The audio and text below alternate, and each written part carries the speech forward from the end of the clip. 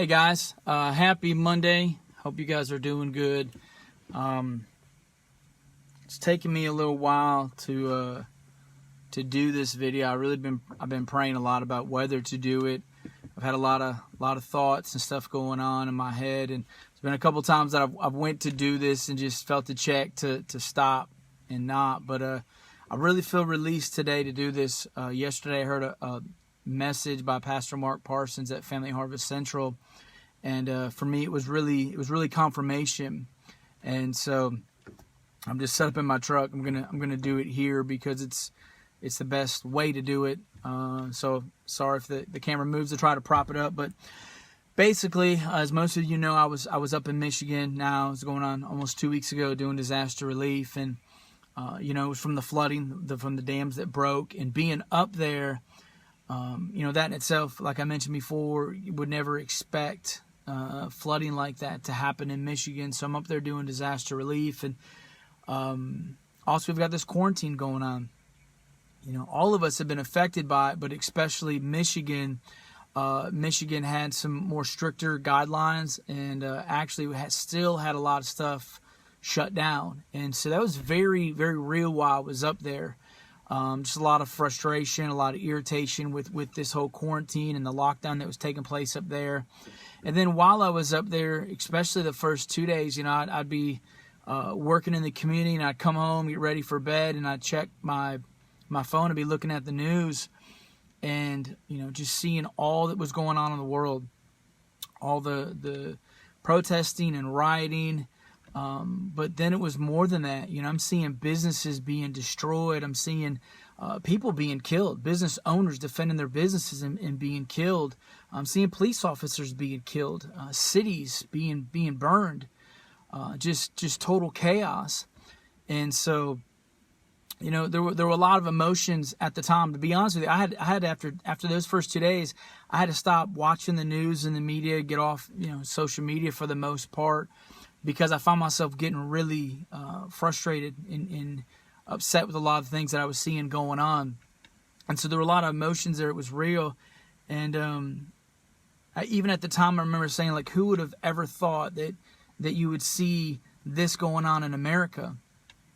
But, after a few days, the Lord reminded me, as believers, if we are Bible-reading, Bible-believing Christians, this shouldn't be a surprise to us, because this is what the Bible talks about. And so even missions, when we think about missions, so many times we think of going on missions trips to other countries. We think of third world countries especially. And but the reality is, especially, Haley and I, stateside missionaries, this trip was very real to me, because I'm sitting here and I'm like, man, America needs Jesus more than ever right now. With all this that's going on, who would have thought? Who would have expected that even, my gosh, 6 months ago, a year ago, that we'd be at the place that we're in. So, but the truth is, some of the things I'm about to share, I did listen to Pastor Mark Parsons, and so I'm going to share some of his thoughts. But the reality is that we were born and we were created for such a time as this. If you live in America, this is actually a great time.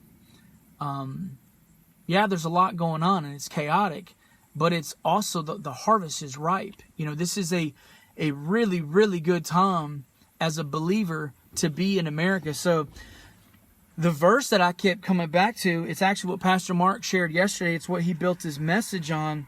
But really it talks about this. Again, if we're believers, this shouldn't be a surprise to us. So I want to read just a little bit of this. It's Matthew 24, 4 through 14. And so it says, Jesus told them, "Don't let anyone mislead you, for many will come in my name, claiming, 'I am the Messiah.' They will deceive many. And you will hear of wars and threats of wars, but don't panic. Yes, these things must take place, but the end won't follow immediately. Nation will go to war against nation, and kingdom against kingdom. There will be famines and earthquakes in many parts of the world, but all of this is only the first of the birth pains, with more to come." So I really believe that even right now, we're just starting to feel some of these early birthing pains. But check this out in 9. This is really where I feel like it's relevant to where we are today. It says, "Then you will be arrested, persecuted, and killed. You will be hated all over the world because you are my followers. And many will turn away from me and betray and hate each other. And many false prophets will appear and will deceive many people." 12, listen to this. "Sin will be rampant everywhere, and the love of many will grow cold. But the one who endures to the end will be saved, and the good news about the kingdom will be preached throughout the whole world, so that all nations will hear it, and then the end will come." Especially 12, when it talks about there in 12, sin will be rampant everywhere, and the love of many will grow cold. Oh, man. Hold up one sec. I'm getting some sprinkler in me. So sorry. That's shooting right straight through my window. That's the enemy. I believe that. Trying to distract me, see? Just as we're getting to the good stuff. So, not going to let it distract me. Think about that. So, right there, talking about that. That's where we're at. I mean, there's sin rampant everywhere. And love truly has grown cold in America. But right now, when you think of it, our country is so full of hatred and division, of lawlessness, of dysfunction. And I think it's Isaiah 5, 20 through 21 that talks about, it says, "First, there will be sorrow for those who call evil good and good evil, those who call light dark and dark light." It even says that there will be sorrow for those who are wise in their own eyes. Y'all, this is the time that we are in. There's so much right now evil that is being called good, and good that all of a sudden when we do speak up, when we do say something, that it's evil, that we're hateful, that we don't love, that we're being judgmental. It's not. It's not that at all. Please understand my heart when I'm saying all this. And if we're not careful ourselves, we can be polluted with these things. That's why when I was up there in Michigan and I started watching this, after those 2 days, I had to stop because I realized my focus was being pulled away from what I was up there to do. Like I was getting irritated and frustrated. Instead of having a heart of compassion for the people up there that I came to serve, I was finding myself getting a little bit bitter and angry. And so I had to just disconnect from that. And so for all of us, if we're into social media, Facebook, YouTube, watching the news, whatever it is, it can pollute us if we're not careful. It can pollute our hearts, because the truth is, whatever we take in is what comes out. So if we hear a lot of a warped version of something, if we're hearing a lot of hatred being promoted, we can grab a hold of that. We can begin to hate a people or a group and not even understand why we hate them. And so it's really, really important, I believe, for all of us to check our hearts. Myself included, I've really lately been, Lord, check my heart to make sure that it's not being corrupted by the things that I'm allowing in, my eye gates, my ear gates. Pray that it's not corrupting my heart. And so the truth is, Ephesians, talks about that it's spiritual warfare. That's what we're against. It's not flesh and blood. This isn't people. Although it may be people that are doing these things that are causing division, promoting hatred, it's spiritual warfare. It is not flesh and blood that we're against. The Bible talks about in John 10:10 that Satan comes to steal, kill, and destroy. I'm telling you, that is what he's trying to do right now in America. And I believe he's sitting back laughing because he's seeing people being used as pawns to carry that out, to cause destruction, to destroy lives, to destroy cities, communities, families. People are being destroyed. And so America needs love. We need love more than ever in America. And so in 1 Corinthians 13:13, it says that three things will last forever. And that's faith, hope, and love. It says, but the greatest of these is love. It's because love is what conquers everything. Love is what's going to get us through this. And so even for myself, again, I'm like, Lord, help me to check my heart, because I have found myself allowing bitterness and frustration to come in, and having to check myself and go, wait, I'm not viewing that person through the eyes of love, through God's eyes. And so we can all do that. But if you think about what is John 3:16, one of the most popular verses in the Bible, for God so loved who? Not white people, not black people, not just Americans. It says, for God so loved the world. He loved all of us, that he would die. He would die for all of us. And so if we have Jesus, if we have the love of Jesus in us, we should love everyone. We should be able to love all people, even if we don't agree, even if they're different from us. It's love that actually is what carries us. It's a representation of Christ himself. And so I guess I've just lately here I've tried to distance myself even from social media, because I see so many opinions. And the truth is, myself included, that if we're not part of the solution, y'all, we're part of the problem.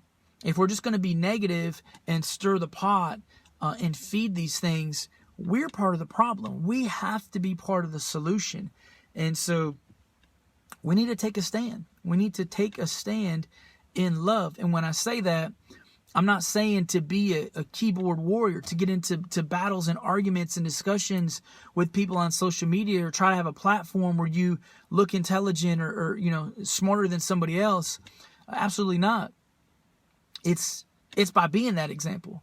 It's in our lives by actually being a walking, living example of Jesus, of the love of Jesus, when there's all this going on around us, to show people love in the midst of it. So we must be the change that we're wanting to see. We complain about what's going on, but man, we've got to be that. We've got to be the ones to love what's going on, to love even the protester, the rioter, the people who are causing harm, those that disagree with us, those that are promoting hatred, to conquer that with love.